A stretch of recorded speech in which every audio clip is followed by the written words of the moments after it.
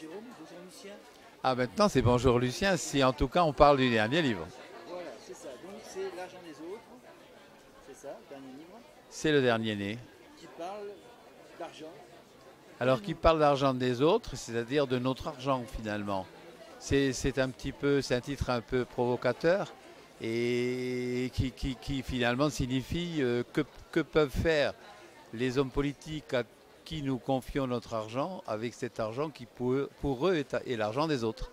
C'est ça. Alors est-ce qu'il le gère bien généralement? Très bien, il gère très bien en apparence, mais le but de mon livre, c'est de montrer qu'en réalité, ils arrivent à mettre en œuvre des systèmes qui leur permettent d'en faire partir une partie, d'en détourner une partie pour alimenter les caisses des partis. Pour les partis, c'est qu'à le dire. Mais tout à fait. C'est oui, une partie pour les partis. Pour les partis. Cela dit, cet argent, l'argent des partis vient de partout. Enfin, je veux dire, il y a des lois quand même qui légifèrent tout ça. Oui, mais en fait, il y a deux facettes. Il y a d'un côté un système français de finances publiques qui est un système très bien conçu, qui est souvent considéré comme un modèle et qui donc repose sur un droit budgétaire extrêmement précis et élaboré et sur une procédure de dépenses qui sont très contrôlées et qui sont très bien encadrées. Mon sujet n'est pas là. Mon sujet, c'est de dire que ces contrôles, si bons soient-ils, n'empêchent pas ce qui peut se passer en amont ou à côté. C'est-à-dire que en marge de la passation de marché, en marge d'une dépense, en marge d'une vente d'armes, il y a des retours qui peuvent se faire de manière discrète et sur des comptes discrets qui s'appellent des rétrocommissions, qui s'appellent des commissions occultes. Vous pensez à l'affaire Karachi par exemple? L'affaire Karachi en est un exemple? Alors moi je ne pense à aucune affaire Non, parce que dans mon livre tout est vrai, mais dans mon livre il n'y a aucune étiquette, ni sur les gens, ni sur les choses. Donc si vous me posez la question de l'affaire Karachi ou de toute autre affaire, je vous dirai que je ne suis pas compétent pour y répondre. Si vous me demandez si mon livre est inspiré d'affaires telles que cette affaire, je vous répondrai que c'est vrai. D'accord, oui, parce qu'il y a plusieurs affaires mélangées, j'imagine. Alors, comment c'est possible quand même d'en arriver? Il n'y a pas de contrôle de ces rétrocommissions parce que c'est quand même laissé libre à un certain. C'est dangereux en plus, on l'a vu. En fait, Très dangereux. ça n'est pas une mauvaise utilisation de l'argent, c'est une récupération d'argent. Et c'est là qu'est toute la nuance. Dès l'instant que vous avez budgété une dépense en droit français, elle s'est exécutée dans des conditions qui sont excellentes. Mais le problème, c'est de savoir si, à partir du moment où un politique, à un degré quelconque, a réussi en amont de cette dépense à récupérer des sommes pour son parti, comment elles vont se répercuter sur la dépense publique. C'est-à-dire qu'une dépense publique peut se trouver indirectement majorée parce qu'à un moment donné, elle va intégrer des sommes qui ont été détournées de leur finalité initiale. Autrement dit, on ne dépense pas directement l'argent des autres, l'argent public pour un parti, mais on peut trouver des moyens de récupérer en amont des sommes qui surenchérissent le coût des achats qu'on fait. Et c'est de cette manière détournée et pratiquement indécelable dans le cadre des contrôles institutionnels actuels que se situe le problème que je veux poser. D'accord. Mais c'est vrai que parfois il y a aussi disons, des dommages collatéraux importants. On pense quand même à l'affaire Karachi, des gens qui sont décédés, comme les officiers, enfin les militaires de Oui, Karachi. Ou alors je, l'affaire des frégates, par exemple. Il y a je, aussi voilà, si on parle des frégates, c'est beaucoup plus neutre et c'est beaucoup plus général. Mais parce que si vous me parlez de l'affaire Karachi et si je vous dis que je ne la connais pas, c'est parce que ce jour, finalement, on n'a jamais établi de façon juridique certaine le lien entre les attentats qui ont eu lieu et les affaires qui avaient lieu en rétrocommission. En ce qui concerne l'affaire des frégates, les investigations sont beaucoup plus avancées. On a mis il y a des. eu mort d'homme dans l'affaire des frégates aussi. Il y a eu mort d'homme, mais c'est pas tellement mon sujet parce que lorsqu'il y a mort d'homme, c'est qu'il y a des systèmes politiques différents qui viennent interférer.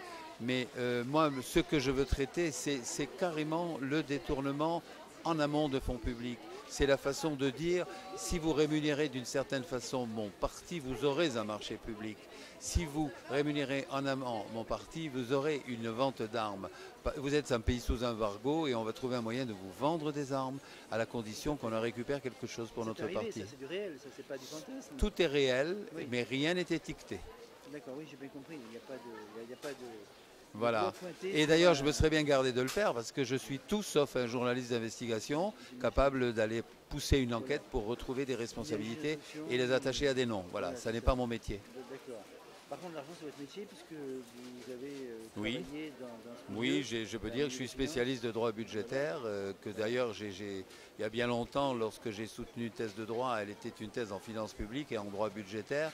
Les choses ont évolué, mais notre droit budgétaire reste un droit extrêmement rigoureux et extrêmement bien élaboré. Mais comment se fait-il qu'il n'y ait pas de transparence sur toutes ces dépenses? Le public ne l'apprend que par l'intermédiaire des cours des comptes, par exemple, des choses comme ça. Par hypothèse, à partir du moment où vous parlez de tricherie ou de détournement de fonds en amont, vous ne pouvez les percevoir qu'à travers les rares cas où une affaire judiciaire indirecte les fait apparaître. Dans le cas normal, ils n'apparaissent pas. Ils n'apparaissent pas, d'accord. Oui, oui. Il n'y a personne qui peut contrôler pour les Français, justement, toutes ces dépenses. Il n'y a pas de possibilité d'avoir un œil sur la planète. Non, c'est comme si vous me disiez d'essayer d'imaginer comment on pourrait avoir un œil sur l'argent de la drogue. Je ne sais pas faire et là non plus. Mais disons que pour le public qui lui n'est pas dans ces méandres et dans ces arcanes, c'est quand même assez frappant, quoi. C'est frappant, c'est choquant. inquiétant. C'est frappant, c'est inquiétant. En même temps, mon entrée dans le livre n'est surtout pas de dire tous pourris ou de jeter l'opprobre sur les hommes politiques.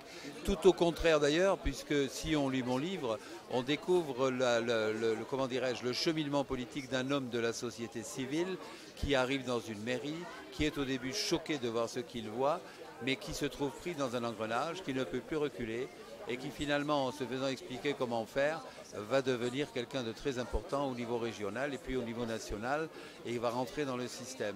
Mais ce que j'ai voulu dire, c'est qu'au départ, ce ne sont pas des gens malhonnêtes qui rentrent en politique, ce sont des hommes comme vous et moi, ce sont des femmes comme les autres femmes, mais ils sont pris dans un système. Et surtout, c'est un système qui piège, parce que très vite, on est dans un engrenage et on ne peut plus en sortir.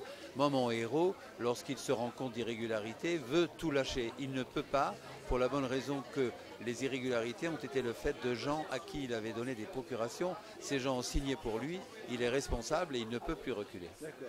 Voilà. Alors là, on sort comme une crieur. Jusqu'à présent, vous étiez dans le crieur avec Dupin. Alors c'est vrai que ma directrice d'édition... En mission? Il est mort en mission? Non. Ah non, Dupin n'est pas mort et Dupin, j'ai encore beaucoup d'épisodes de Dupin, il en reste à venir. Mais là, on n'est plus dans Dupin.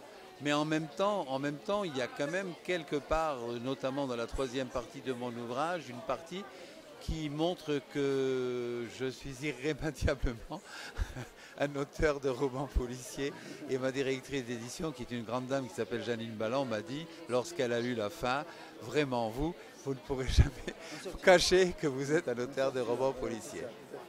On rappelle que vous avez écrit les Orfèvres, donc avec le bandit n'était pas manchot, hein, c'est ça? Oui. Ça a été le premier Dupin.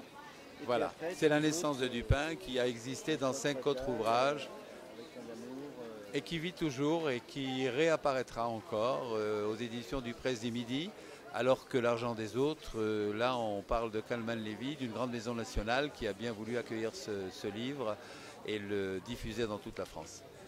Parfait. Merci monsieur Lucien Depena. Merci à vous. C'est ça, hein? Pas de problème, c'est bien mon nom. Merci monsieur. Merci.